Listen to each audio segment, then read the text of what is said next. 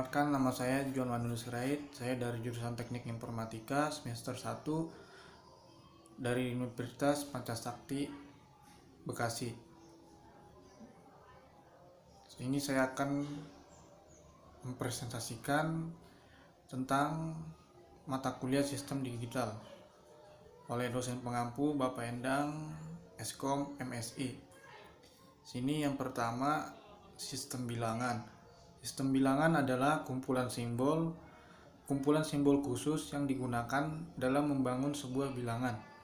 Sistem bilangan yang umum dipakai manusia adalah desimal, yang terdiri dari 10 simbol yaitu 0, 1, 2, 3, 4, 5, 6, 7, 8, dan 9. Sistem bilangan terdiri menjadi 4 bagian, yaitu A. Bilangan biner yang berbasis 2 yaitu 0 dan 1. Yang kedua, bilangan oktal, bilangan yang berbasis 8 yaitu 0, 1, 2, 3, 4, 5, 6, dan 7. Yang ketiga, bilangan desimal, bilangan yang berbasis 10 yaitu 0, 1, 2, 3, 4, 5, 6, 7, 8, dan 9. Bilangan yang keempat, bilangan heksadesimal, bilangan berbasis 16 yaitu 0, 1, 2, 3, 4, 5, 6, 7, 8, 9, A, B, C, D, E, dan F. Yang kedua, konversi bilangan, yaitu proses mengubah bentuk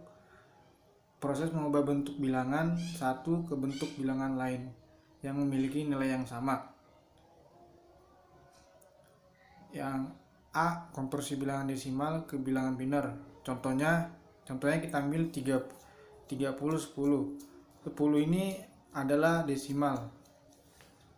Seperti yang kita di sini, yang bilangan desimal yaitu bilangan berbasis 10. Makanya kita bikin 30, 10 sama dengan titik-titik 2. 2 itu adalah bilangan biner. Sini 30 itu angka yang dikonversikan, 10 itu kode bilangan desimal, dan 2 itu kode bilangan biner. Cara pengerjaannya, 30 dibagi 2 sama dengan 15 sisa 0. 15 dibagi 2 sama dengan 7 sisa 1. 7 dibagi 2 sama dengan 3 sisa 1. 3 dibagi 2 sama dengan 1 sisa 1. Jadi hasilnya kita tarik dari bawah ke atas. Dari yang 3 bagi 2 hasilnya 1, sisa pembagiannya 1. Jadi hasilnya 1, 1, 1, 1, 0, 2. 2 itu binernya. Yang B, konversi bilangan biner ke desimal. Langkahnya membagi bilangan yang ada dengan angka 2 yang berpangkat mulai dari pangkat yang terendah. Kita ambil contohnya 1100, 102. Sini yang dalam kotak ini kita sebut pangkatnya ya.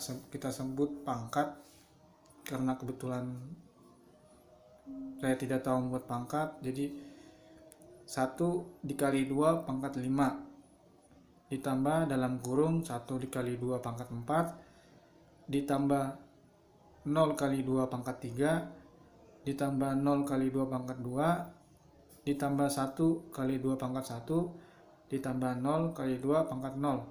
Jadi hasilnya 32 ini 1 kali 2 pangkat 5. 2 pangkat 5 itu kan 32. Jadi hasilnya 32. 1 kali 2 pangkat 4 hasilnya 16. 0 pangkat 2, 0 kali 2 pangkat 3 hasilnya 0. 0 kali 2 pangkat 2 hasilnya 0. 1 kali 2 pangkat 1 hasilnya 2. Dan 0 kali 2 pangkat 0 hasilnya 0. Jadi hasilnya 32 ditambah 16 dikali 0, ditambah 0 ditambah 0 ditambah 2 ditambah 0. Jadi 110010 biner dikonversikan ke desimal hasilnya 50 desimal atau 50/10. Yang C, konversi desimal ke heksadesimal. Caranya membagi bilangan desimal ke basis bilangan heksadesimal yaitu 16 sampai hasil pembagiannya itu 0. Jadi nanti hasil sistem pembagian diurutkan dari bawah ke atas hingga menjadi hasil atau jawaban. Contohnya, kita ambil contohnya, konversikan bilangan desimal nilai 150 menjadi bilangan heksadesimal. Jadi cara pengerjaannya, jadi 150 nya itu kita bagi 16 sampai nanti hasilnya 0. Jadi seperti ini, 150 dibagi 16 sama dengan 9, sisa baginya 6. 9 dibagi 16, kenapa 0? Karena 9 bagi 16 itu nggak bisa, makanya saya bikin 0. Sisa baginya tetap 9. Jadi hasil konversi bilangan desimal nilai 150 menjadi bilangan heksadesimal adalah 96. Karena kita ambil dari sisa baginya. Jadi hasilnya 96. Yang D, konversi bilangan desimal ke bilangan oktal. Langkahnya membagi bilangan desimal ke basis bilangan oktal yaitu 8. Jadi bilangan desimal itu kita bagi sebanyak 8, sebesar 8. Kemudian sisa pembagiannya kita urutkan dari yang paling akhir hingga yang paling awal. Contohnya seperti ini, konversikan bilangan desimal nilai 70 menjadi bilangan oktal. 70 dibagi 8 sama dengan 8, sisanya 6. 8 dibagi 8 sama dengan 1, sisanya 0. Jadi hasilnya itu kita ambil dari 8 bagi 8 sama dengan 1. Jadi hasilnya 1068. Karena 8 itu oktal. Jadi kita wajib bikin di akhirannya 8 karena oktal. Yang E, konversi bilangan oktal ke bilangan desimal. Langkahnya mengalihkan bilangan oktal tersebut ke basis bilangan oktal itu sendiri, yaitu 8, yang dipangkatkan 0, 1, 2, 3, 4, dan seterusnya, yang dimulai dari kanan. Kita ambil contohnya, konversikan bilangan oktal nilai 245 menjadi bilangan desimal. Di sini saya ambil contohnya 245 sama dengan 2 dikali 8 pangkat 2 ditambah 4 kali 8 pangkat 1 ditambah 5 kali 8 pangkat 0. 2 kali 8 pangkat 2, 8 kali 8 kan 64, jadi makanya hasilnya 64. 2 kali 64 ditambah 4 kali 8 ditambah 5 kali 1, hasilnya 128 ditambah 32 ditambah 5. Jadi hasil dari konversi bilangan oktal nilai 245 kita menjadi bilangan desimal, yaitu hasilnya 165. Yang ketiga, gerbang logika dan tabel kebenarannya. Gerbang logika atau yang dalam bahasa Inggris sering kita sebut logic gates adalah hasil pembentuk sistem elektronika digital yang berfungsi untuk mengubah satu atau beberapa input menjadi sebuah sinyal output logis. Gerbang logika beroperasi berdasarkan sistem bilangan biner, yaitu bilangan yang hanya memiliki dua kode simbol, yakni 0 dan 1 dengan menggunakan teori aljabar Boelan. Terdapat 7 jenis gerbang logika, yaitu yang pertama gerbang logika AND, yang kedua gerbang logika OR, yang ketiga gerbang logika NOT, yang keempat gerbang logika NAND, yang kelima gerbang logika NOR, yang keenam gerbang logika XOR atau exclusive OR, yang ketujuh gerbang logika XNOR atau exclusive NOR. Yang pertama gerbang logika AND. Gerbang logika AND memerlukan dua atau lebih input atau masukan untuk menghasilkan hanya satu keluaran atau output. Gerbang logika AND akan menghasilkan keluaran 1 jika semua masukannya bernilai 1 dan akan menghasilkan keluaran 0 jika salah satu dari masukannya bernilai 0. Simbol gerbang logika AND adalah titik atau tidak memakai tanda sama sekali. Ini gambar dari simbol gerbang N. Tabel kebenarannya, jika outputnya 0, jika inputnya 0 semua, maka hasilnya 0. Seperti yang di tabel kebenarannya ini, inputnya 00, outputnya atau Z-nya 0. Jika inputnya 0, Y-nya 1, outputnya tetap 0. Karena di sini dijelaskan di sini jika ingin menghasilkan keluaran 1, maka masukannya harus 1. Jika ingin menghasilkan keluaran 0, maka salah satu masukannya harus bernilai 0. Jadi yang misalnya tabel kebenarannya ini X-nya 1, Y-nya 0, maka Z-nya 0. Jika X dan Y-nya 1, maka Z-nya 1. Yang B, gerbang logika OR. Memerlukan 2 atau lebih masukan untuk menghasilkan hanya satu keluaran. Gerbang OR akan menghasilkan keluaran 1 jika salah satu dari masukannya bernilai logika 1, dan akan menghasilkan keluaran 0 jika semua masukannya bernilai logika 0. Simbol operasi gerbang logika OR adalah tanda tambah atau plus. Contohnya Z sama dengan X tambah Y. Simbol gerbang logika OR seperti ini. Dan tabel kebenarannya seperti ini, jika X, Y-nya 0, maka Z-nya 0. Z-nya ini kita sebut output. X dan Y-nya ini input. Jika yang kedua, jika X, Y-nya 0 dan 1, maka Z-nya 1. Jika X-nya 1, Y-nya 0, maka Z-nya 1. Jika inputnya semua 1, maka outputnya 1. C. Yang C, gerbang logika NOT.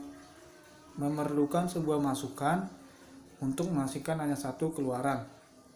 Gerbang NOT disebut juga dengan inverter atau pembalik karena menghasilkan keluaran yang berlawanan atau kebalikan dengan masukannya. Contohnya, kita ingin menghasilkan keluaran bernilai 0, maka masukannya harus bernilai 1. Simbol gerbang logika NOT ini adalah tanda kurang di atas variabelnya. Simbol gerbangnya seperti ini, dia segitiga mengarah ke kanan. Seperti ini, Z sama dengan X, ada tanda bar di atas X-nya. Tabel kebenarannya, jika inputnya 0, maka outputnya 1. Jadi NOT ini hanya memiliki dua variabel yaitu 0 dan 1. Tidak seperti gerbang logika yang lain, N dan OR, melainkan NOT ini hanya memiliki 2, 0 dan 1 saja, X dan Z.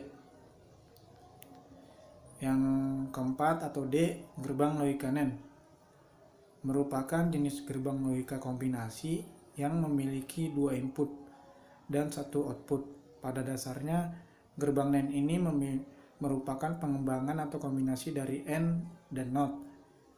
Gerbang NAND akan menghasilkan output 0 jika semua inputnya memiliki nilai logika 1. Sedangkan NAND akan menghasilkan keluaran 1 jika salah satu atau semua inputnya bernilai logika 0. Simbol gerbang NAND seperti ini. Sama seperti simbol gerbang logika N yang pertama tadi. Cuman bedanya dia ada tanda barnya di atas. Z sama dengan X-nya tanda barnya di atas. Beda dengan NOT. Kalau NOT kan dia cuman X saja. Tapi di NAND ini dia XY, tanda bar XY di atasnya. Tabel kebenarannya, jika inputnya semua 0, maka outputnya 1. Jika inputnya, jika salah satu dari inputnya bernilai 0 maka outputnya tetap 1. Dan yang ini yang terakhir, jika inputnya semuanya 1 maka outputnya 0. Yang kelima atau yang E, gerbang logika NOR merupakan pengembangan dari gabungan kombinasi gerbang OR dan NOT. Simbol gerbang NOR tanda plus dan tanda bar di atas variabel, sama seperti NaN dan NOT. Cuman di sini NOR dia gabungan dia sama ya, dia gabungan OR dan NOT juga, cuman bedanya dia ada tanda tambah atau tanda plus. Gerbang NOR akan menghasilkan keluaran logika 1 bila semua masukannya bernilai logika 0, dan akan menghasilkan keluaran logika 0 jika salah satu masukannya bernilai logika 1. Simbol gerbang NOR seperti ini, dia nih ada Z sama dengan X tambah Y. Dia sama seperti OR dan NOT, cuman bedanya di bawah tanda barnya itu ada tanda X tambah Y. Beda kan dengan NaN, kalau NaN kan XY, kalau NOR dia X tambah Y dan ada tanda barnya di atasnya. Tabel kebenarannya, jika semua inputnya 0 maka outputnya 1. Jika semua inputnya 1 maka outputnya 0, atau jika salah satu inputnya 1 outputnya tetap 0. Yang F atau yang keenam, gerbang logika XNOR. Gerbang logika XOR ini singkatan dari exclusive OR yang terdiri dari dua masukan dan satu keluaran logika. Gerbang XOR akan menghasilkan keluaran logika 1 jika semua masukannya mempunyai nilai logika yang berbeda. Jika nilai logika inputnya sama, maka akan memberikan hasil keluaran logika 0. Contohnya,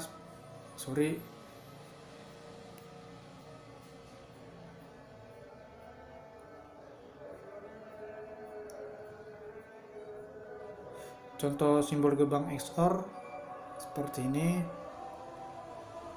dia X tambah Y. Ini tabel kebenarannya, jika inputnya sama 00 maka outputnya 0. Jika inputnya salah satunya 0 dia 1. Jika salah satunya, di penjelasan gerbang logika XOR ini kan, gerbang XOR akan menghasilkan keluaran logika 1 jika semua masukannya berbeda. Jadi tabel kebenarannya, jika inputnya sama maka hasilnya 0, hasilnya sama. Jika inputnya berbeda 0 dan 1 maka outputnya 1. Jadi jika seperti ini, yang ketiga, inputnya 1 dan 0 maka outputnya tetap 1. Jika inputnya sama 1 maka hasilnya 0. Jadi gerbang XOR ini kalau dia inputnya sama hasilnya 0, kalau inputnya berbeda hasilnya 1. Yang terakhir, gerbang logika XNOR sama seperti gerbang logika XOR. Dia memiliki dua masukan dan satu keluaran. Singkatan dari XNOR yaitu exclusive NOR, dan merupakan kombinasi dari gerbang logika XOR dan NOT. Gerbang XNOR akan menghasilkan keluaran logika 1 jika semua masukan bernilai logika yang sama. Jadi jika dia ingin menghasilkan keluaran 1 atau output 1, dia harus memiliki masukan yang sama, dan dia akan menghasilkan keluaran 0 atau output 0 jika semua masukannya berbeda. Jadi XNOR ini kebalikan dari XOR. Jadi ini simbol gerbang logikanya. dia Z sama dengan X tambah Y, ada tanda barnya di atas dan tanda tambahnya itu dilingkarin. Tabel kebenarannya ini seperti ini. Jika inputnya sama 00, hasilnya outputnya 1. Jika inputnya berbeda 001, maka outputnya 0.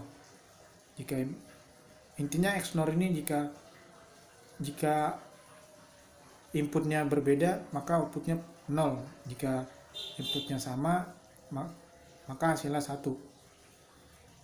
Sekian presentasi saya yang bisa saya sampaikan. Jika ada kekurangan, saya mohon maaf karena saya presentasinya menggunakan media handphone. Sekian yang bisa saya sampaikan. Saya atas nama Jumanur Said, terima kasih.